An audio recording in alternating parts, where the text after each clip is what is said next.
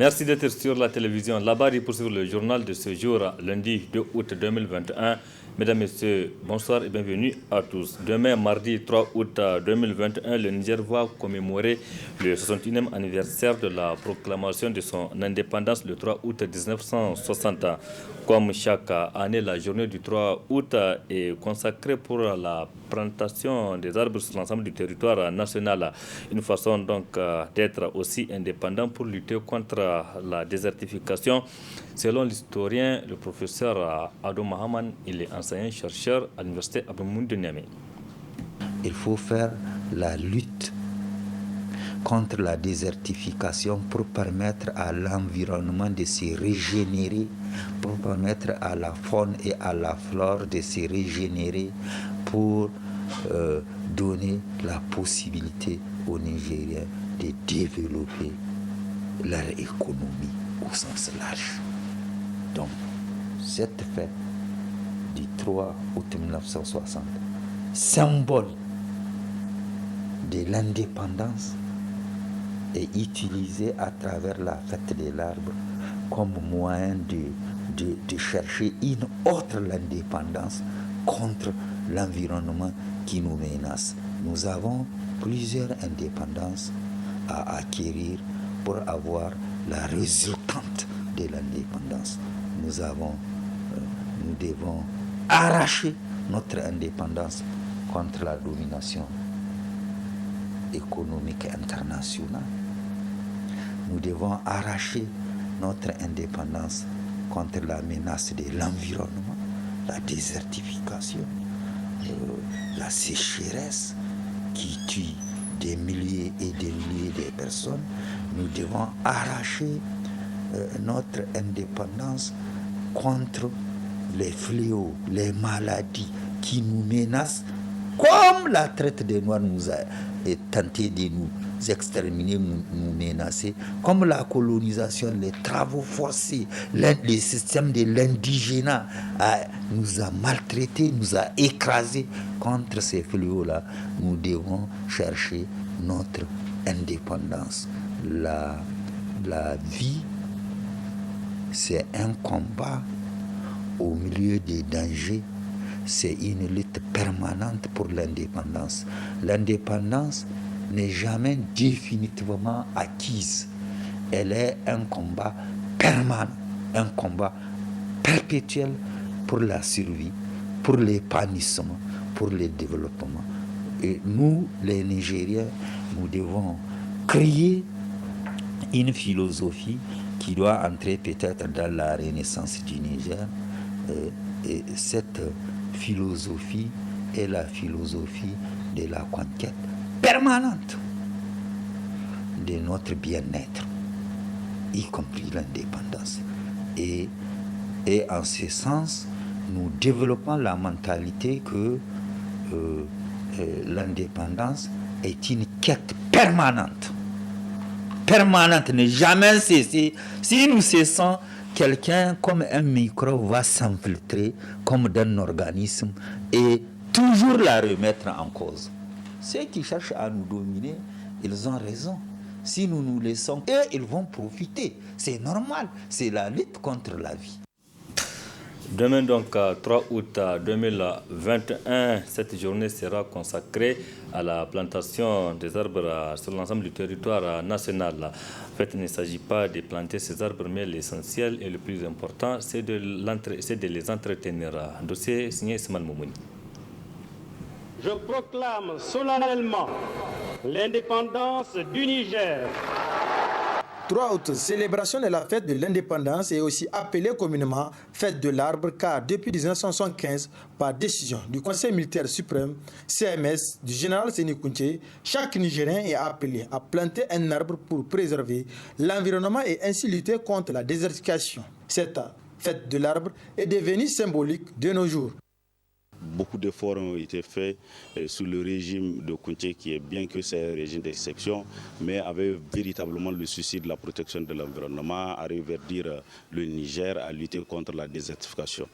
Mais depuis l'avènement de la conférence nationale, nous avons constaté que les nouveaux acteurs issus de la conférence nationale ne se sont jamais souciés de la question environnementale. La fête de l'arbre est devenue juste une fête protocolaire. Depuis lors, vraiment, les acteurs ici, je l'ai dit tantôt, le Niger ne fête plus la fête de l'arbre, elle fête l'indépendance, mais pas la fête de l'arbre. Ce sont des milliers de plans que les autorités offrent gracieusement aux populations à l'occasion de chaque fête de 3 août. Nous avons quand même eu à distribuer, à donner des plans à des structures qui sont censées planter et protéger ces arbres-là. Et on continue à le faire. Pour cette année, on a vraiment limité ça aux demandes. Tous ceux qui demandent directement, qui adressent une demande à la ville, les structures, on leur fait des kits. Et maintenant, identifier un site où on va distribuer cette année, on ne l'a pas arrêté. À peu près un peu plus de 10 000, c'est qu'on a envisagé de planter, de prendre et distribuer, oui. Les multiples efforts consentis par feu général Séni Kounché dans ce domaine sont anéantis par les autorités à travers le morcellement des ceintures vertes avec leur complicité. Ce que fustige cet écologiste.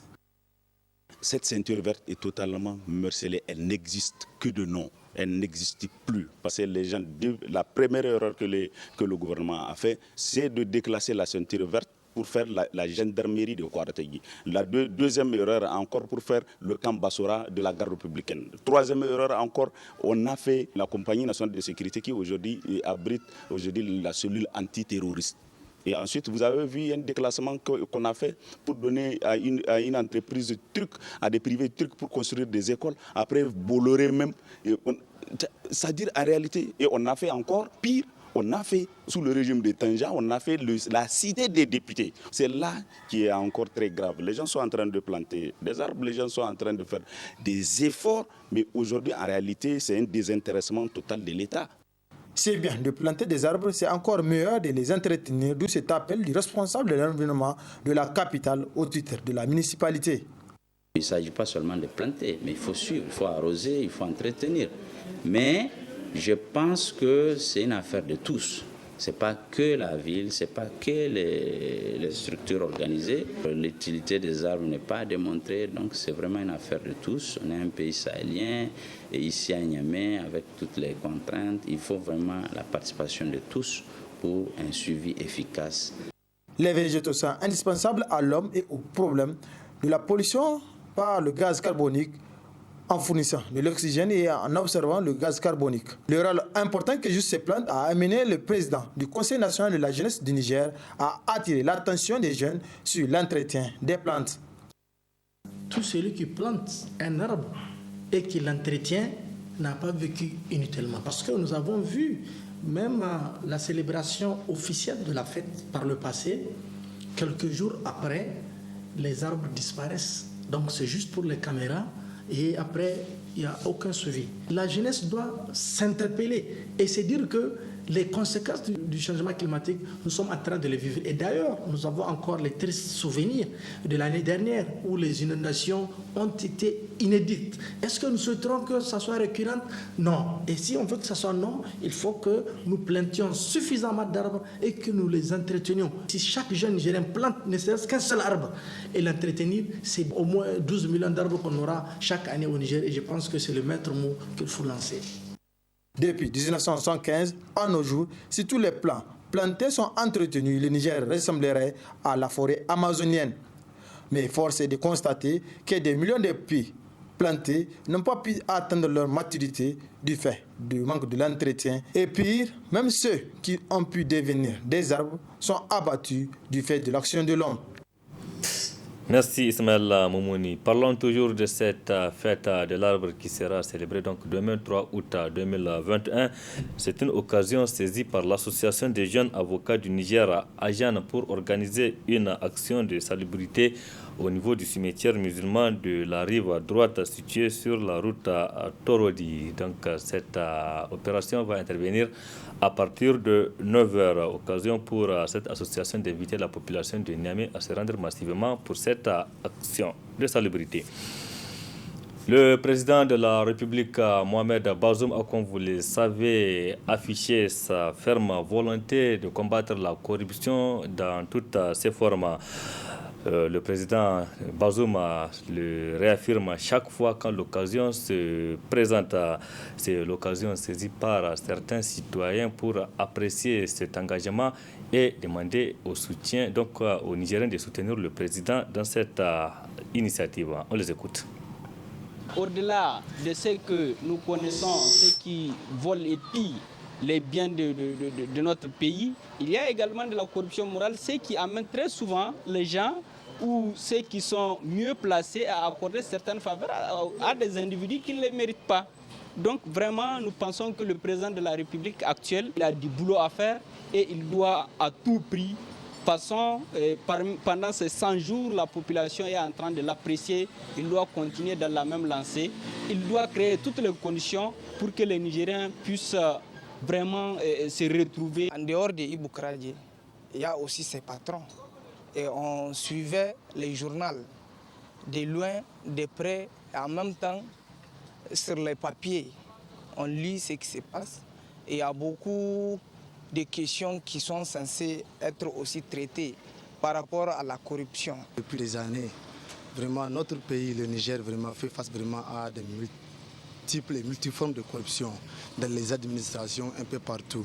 Donc vraiment, lui, il a la volonté vraiment de venir assainir vraiment l'administration et quelle que soit la manière aussi, quel que soit le côté. Quand on prend lui, à lui seul, il ne peut pas manger de l'argent. Il ne peut pas avoir un tuyau à lui seul. Quand on prend un exemple, il est sous couvert de quelqu'un. On ne peut pas à la hâte partir au trésor et prendre de l'argent. On ne peut pas nous dire que c'est Ibou seul.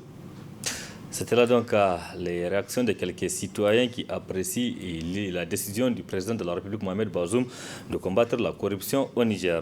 Plusieurs jeunes leaders syndicaux des différentes centrales syndicales membres de l'inter-syndical des travailleurs du Niger ITN se sont retrouvés au siège de la Confédération nigérienne du travail CNT cet après-midi pour une journée de réflexion sur le rôle et responsabilité des jeunes leaders syndicaux au sein des syndicats et dans le développement socio-économique du Niger. Une journée organisée par la CNT avec l'appui de la CNV internationale. Suivez plutôt.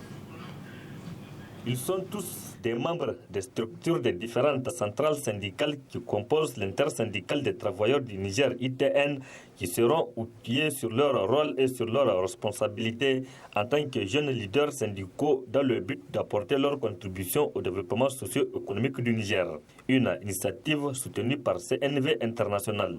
Les jeunes actuellement, vous faites face à beaucoup de problèmes liés au sous-emploi, liés au chômage généralisé, liés à la prédominance de l'économie informelle et d'autres secteurs précarisés, liés au fait que nous, la chance que nous avons eue quand nous avons terminé nos études, on avait du travail, mais vous avez des parchemins, mais pour vous retrouver dans la rue comme des chômeurs. Mais vous ne devez pas croiser les bras.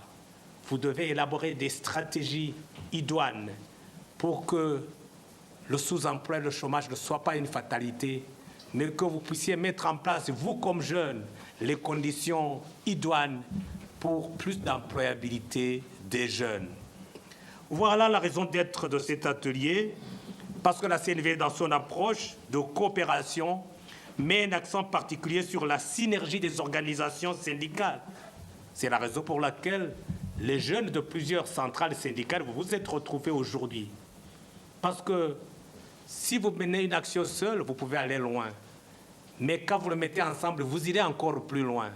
Accroître l'efficacité des actions de jeunes leaders syndicaux pour le développement socio-économique du Niger à travers la synergie d'action des comités de jeunes de l'ITN, tel est le principal objectif de cette journée de réflexion.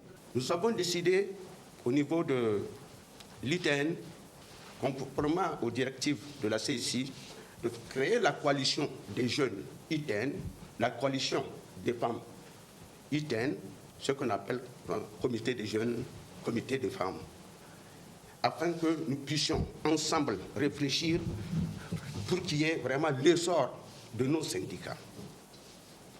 Le comité des jeunes, avant même la création de l'ITN, tous ces jeunes ont participé aux différentes formations de CAFUI, aussi bien ici à Niamey qu'à Dosso.